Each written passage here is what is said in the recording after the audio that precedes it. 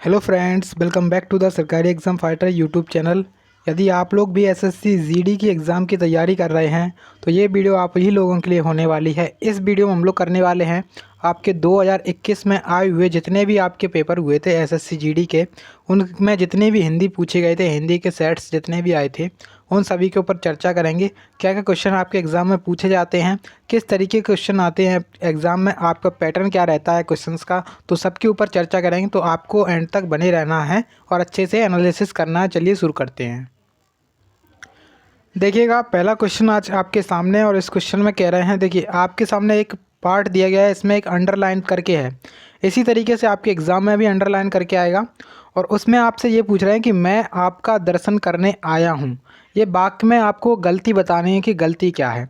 तो देखिए, मैं आपका की जगह पे आपको यहाँ पे क्या करना चाहिए, मैं आपके, जो ऑप्शन नंबर थर्ड वाला है, मैं आपके दर्शन करने आया हूँ, तो ये करेक्ट वाला हो जाएगा। इसका आंसर क्या है, ऑप्शन नंबर तीसरा है। जब आप इसको अच्छे से पढ़ेंगे तो आपको मतलब देखते ही पता चल जाएगा कि हमारा सही है या फिर नहीं है। देखिए, जैसे मैंने इसको पढ़ा कि मैं आपका दर्शन करने आया हूँ, तो आपको मतलब थोड़ा अटपटा सा लग रहा होगा, लेकिन अगर मैं कहूँ कि मैं आपके दर्शन करने आया हूँ तो ये बात बिल्कुल सही लगेगी। तो आपको ऑप्शन जो तीसरा है वो वाला इसका करेक्ट आंसर हो जाएगा। ठीक है, देखिए अब नेक्स्ट क्वेश्चन आया है और नेक्स्ट क्वेश्चन में कह रहे हैं कि दिए गए वाक्य का वह भाग ज्ञात कीजिए, यानी कि वो पार्ट ज्ञात कीजिए जिसमें कोई त्रुटि है। यदि आप लोग इंग्लिश पढ़ते हो तो उसमें एक एरर होता है, एरर नाम का, तो इसमें एरर ही निकालना है कि हमारे कौन से पार्ट में गलती है। देखिए क्वेश्चन है कि प्रधानाचार्य ने हिंदी अध्यापक को बुलाए और यहाँ पे फोर्थ में लिख रहे हैं कि कोई त्रुटि नहीं है। यदि आप लोगों को लगता है कि कोई त्रुटि नहीं है तो ये वाला लगाएंगे, यानी कि 4 लगाएंगे। अगर इस पार्ट में त्रुटि है तो 3 लगाएंगे, इस पार्ट में है तो 2 लगाएंगे और इस पार्ट में तो 1 लगाएंगे।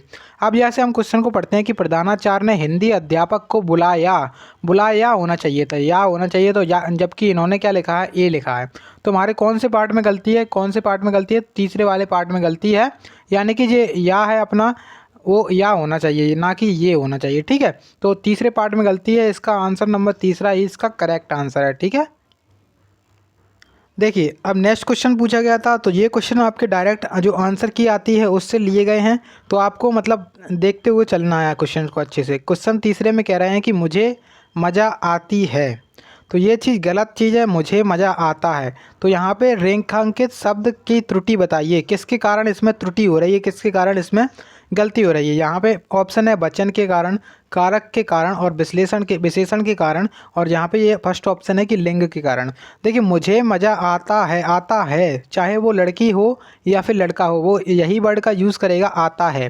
ठीक है, तो यहाँ पे लिंग के कारण इसमें गलती हो रही है। आती की जगह क्या होना चाहिए था, आता होना चाहिए था। तो ऑप्शन जो इसका फर्स्ट वाला है, यानी कि लिंग के कारण इसमें मिस्टेक हो रही है। ठीक है, चलिए अब देखिए नेक्स्ट क्वेश्चन, और नेक्स्ट क्वेश्चन में कह रहे हैं कि दिए गए शब्द का विलोम शब्द चुनिए।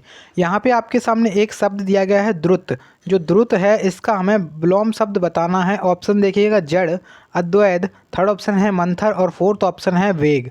तो जो द्रुत होता है इसका विलोम क्या होता है, इसका विलोम होता है मंथर। ऑप्शन जो तीसरा वाला है ना, वो इसका करेक्ट आंसर होने वाला है। ठीक है, अब देखिए नेक्स्ट क्वेश्चन पूछा गया है और नेक्स्ट क्वेश्चन में आपके सामने कह रहे हैं कि निम्नलिखित में प्रश्न में दिए गए विकल्पों में से उस विकल्प का चयन करें।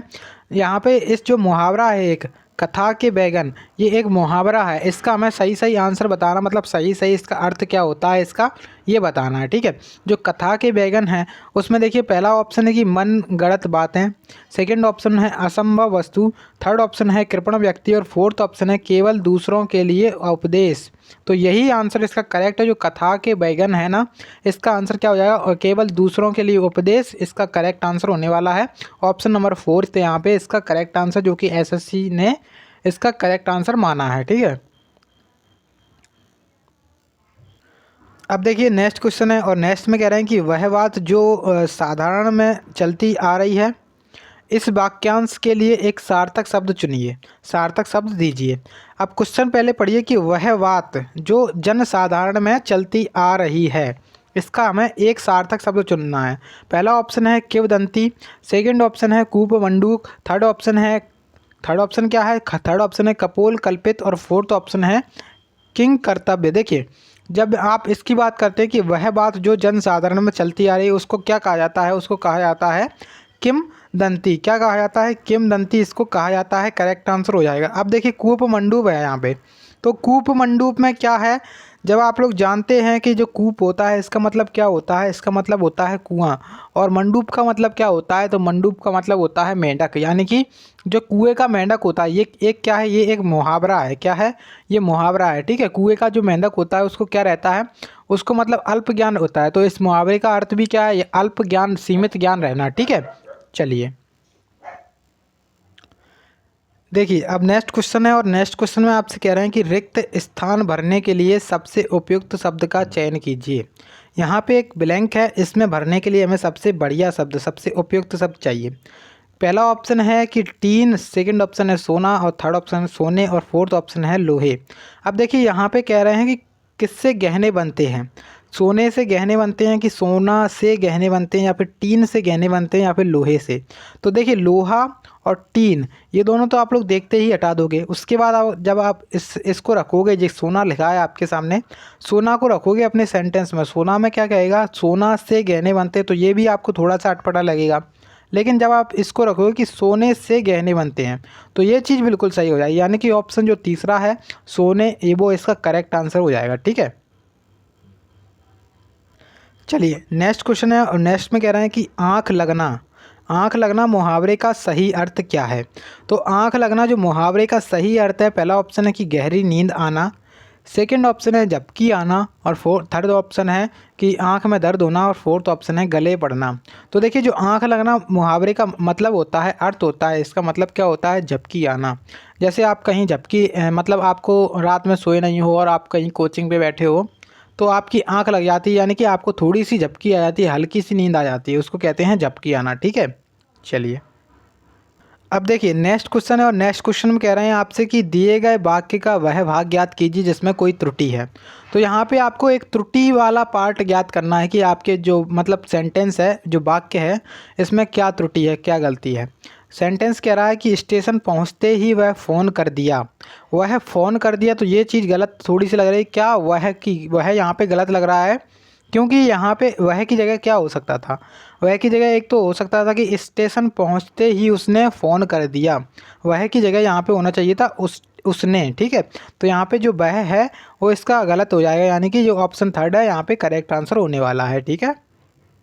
देखिए नेक्स्ट क्वेश्चन है, और नेक्स्ट में कह रहे हैं कि सामान्य नियम के विरुद्ध बात, वाक्यांश के लिए एक शब्द क्या होगा।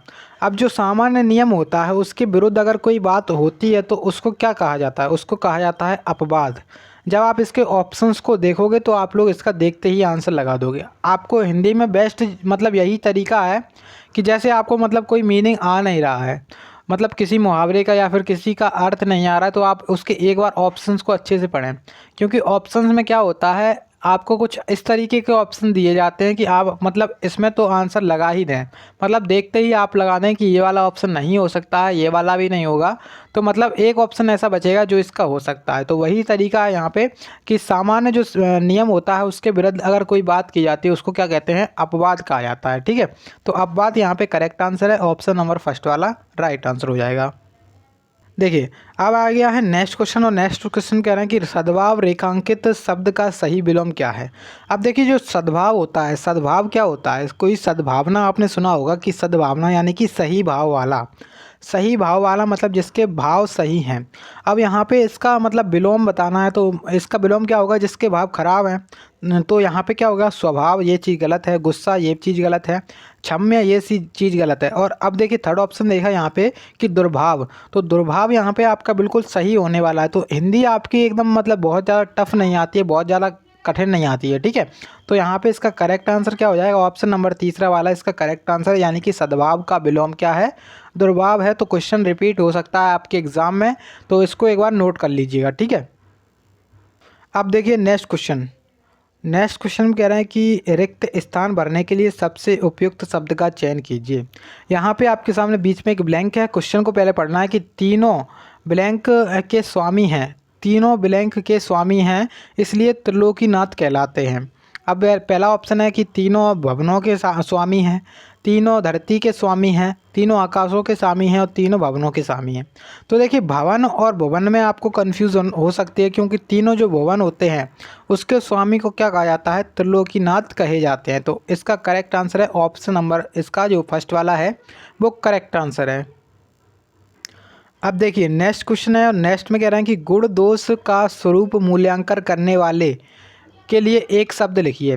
अब देखिए गुण दोष का स्वरूप मूल्यांकन करने वाले के लिए एक शब्द लिखिए। जैसे मान के चलो आपको यहाँ पर इसका मतलब मीनिंग पता नहीं है, एक शब्द पता नहीं है, तब आप क्या करेंगे, तब आप देखेंगे इसके ऑप्शंस को, और ऑप्शंस को जैसे देखेंगे आप यहाँ पर देखिए। अब इसके ऑप्शंस को देखते हैं। पहला ऑप्शन है जिज्ञासु, सेकंड ऑप्शन है शास्त्रज्ञ, थर्ड ऑप्शन है ज्योतिषी और फोर्थ ऑप्शन है समीक्षक। अब क्वेश्चन कह रहा है कि गुण दोष का स्वरूप मूल्यांकन करने वाला, गुण दोष का स्वरूप मूल्यांकन करने वालों को क्या कहा जाता है, तो समीक्षक कहा जाता है इसका। जैसे ही आप ऑप्शन देखेंगे तो ऑप्शन देखते ही इसका करेक्ट आंसर लगा देंगे कि समीक्षक इसका करेक्ट आंसर हो सकता है। ठीक है। अब देखिए नेक्स्ट क्वेश्चन दिया गया है। नेक्स्ट में कह रहे हैं कि मेरे पिताजी मेरे लिए कुछ कपड़े ले आए हैं। पिताजी मेरे लिए कुछ कपड़े ले आए। अब देखिए यहाँ पे आपको इस वाक्य में ये बताना है कि कोई गलती है या फिर कोई गलती नहीं है। मतलब यहाँ पे आपको गलती बतानी है और ये बताना है कि अगर कोई गलती नहीं है तो आपको कोई चेंज की ज़रूरत नहीं है, यानी कि कोई बदलाव करने की ज़रूरत नहीं है। आप जैसे क्वेश्चन पढ़ रहे हैं कि पिताजी मेरे लिए कुछ कपड़े ले आए, तो ये बात आपको बिल्कुल सही लग रही है। तो यहाँ पे इसका करेक्ट आंसर भी क्या है, किसी बदलाव की आवश्यकता नहीं है, यानी कि ये वाक्य बिल्कुल सही है, ये सेंटेंस बिल्कुल सही है। तो करेक्ट आंसर क्या हो जाएगा, ऑप्शन नंबर फर्स्ट वाला इसका करेक्ट आंसर हो जाएगा। अब देखिए नेक्स्ट क्वेश्चन, नेक्स्ट में कह रहे हैं कि इस प्रश्न में एक शब्द चार अलग अलग प्रकार से लिखा गया है, जिसमें से केवल एक को सही ढंग से लिखा गया है। सही वर्तनी वाले शब्द का चयन कीजिए। तो सीधा सीधा मिला करके क्वेश्चन ये है कि सही वर्तनी बतानी है। सही वर्तनी क्या होनी चाहिए इसकी। पहला ऑप्शन है अनधिकार और थर्ड ऑप्शन है अनाधिकार, थर्ड ऑप्शन है अनाधिकार और फोर्थ ऑप्शन है अनधिकार। तो देखिए जैसे आपने देखा कि अनधिकार ये वाला जो है ना वो सही वर्तनी है, ये करेक्ट आंसर है ऑप्शन नंबर फर्स्ट वाला। यहाँ पे इसका करेक्ट आंसर, तो बहुत से लोगों ने इसका आंसर भी गलत लगाया होगा। ठीक है, मैं डेफिनेटली कहता हूँ कि बहुत से लोगों ने इसका आंसर गलत लगाया होगा, लेकिन इसका करेक्ट आंसर क्या है, अनधिकार इसका करेक्ट आंसर है। ठीक है। अब देखिए नेक्स्ट क्वेश्चन, नेक्स्ट में कह रहा है कि दिए गए शब्द के समानार्थी शब्द का चयन कीजिए। यानी कि आपको सिमिलर मीनिंग बतानी है। कमल का समानार्थी क्या होगा। कमल का समानार्थी आयतन, अमृत, अमीय। अमीय और अमृत जो है ना वो एक ही सेम वर्ड है, लेकिन जैसे आप लोग तत्सम और तद्भव शब्द पढ़ते हैं जब, तो वही है जो अपना तत्सम शब्द है वो क्या है, अमीय है, और अमृत क्या है, अपना तद्भव शब्द है। ठीक है, तो यहाँ पे ये दोनों तो नहीं है। उसके बाद आयतन भी नहीं है, तो एक ही वर्ड बचा है केवल अरविंद। तो देखिए जो कमल है इसका समानार्थी शब्द क्या है, अरविंद इसका समानार्थी शब्द है। ऑप्शन नंबर फर्स्ट वाला करेक्ट आंसर हो जाएगा। देखिए नेक्स्ट क्वेश्चन है और इसमें कह रहे हैं कि रिक्त स्थान को भरने के लिए सबसे उपयुक्त विकल्प का चयन कीजिए। इसमें कह रहे हैं कि मेरी, यहाँ पे बीच में ब्लैंक है, मेरी है कि मुझे 4 दिन की छुट्टी दी जाए। अब मेरी पूजा, याचना, प्रार्थना, आराधना, 4 ऑप्शंस हैं, इनमें से एक ऑप्शन सही होगा आपका। तो इसमें से सही क्या हो सकता है, तो रख के आप लोग चेक कर ले कि मेरी पूजा है कि मुझे 4 दिन की छुट्टी दी जाए, मेरी याचना है कि मुझे 4 दिन की छुट्टी दी जाए, मेरी प्रार्थना है कि मुझे 4 दिन की छुट्टी दी जाए। तो ये चीज़ बिल्कुल सही है यहाँ पर। ठीक है, तो इसका करेक्ट आंसर भी क्या हो जाएगा, ऑप्शन नंबर 3।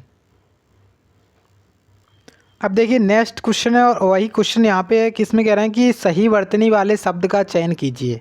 सही वर्तनी है यहाँ पे मात्रहीन, मात्रहीन, मात्रहीन यानी कि जिसकी माता नहीं है उसको क्या कहा जाता है, मात्रहीन कहा जाता है। इसकी सही वर्तनी क्या है, तो सही वर्तनी जो ऑप्शन नंबर 4 है वो उसमें सही वर्तनी है। करेक्ट यहाँ पे ऑप्शन नंबर 4 वाला इसका करेक्ट आंसर है। ठीक है, चलिए अब देखिएगा नेक्स्ट क्वेश्चन। इसमें कह रहे हैं कि दिए गए शब्द के समानार्थी शब्द का चयन कीजिए। तो यहाँ पे आपको यमुना है इसका समानार्थी शब्द बताना है। तो अभी तक आप लोगों ने अगर एनालिसिस किया होगा तो इसमें कम से कम 2 से 3 वर्ड आ चुके हैं समानार्थी वर्ड के। ठीक है, तो आपको अब क्या करना है, जो समानार्थी शब्द हैं उनको एक बार अच्छे से पढ़ लेना। आपके एग्ज़ाम में क्वेश्चन जो है ना बहुत ज़्यादा पूछे जाएंगे, आप लोग गारंटी के साथ लिख सकते हैं। ठीक है, तो समानार्थी शब्द एक बार ज़रूर पढ़ लें।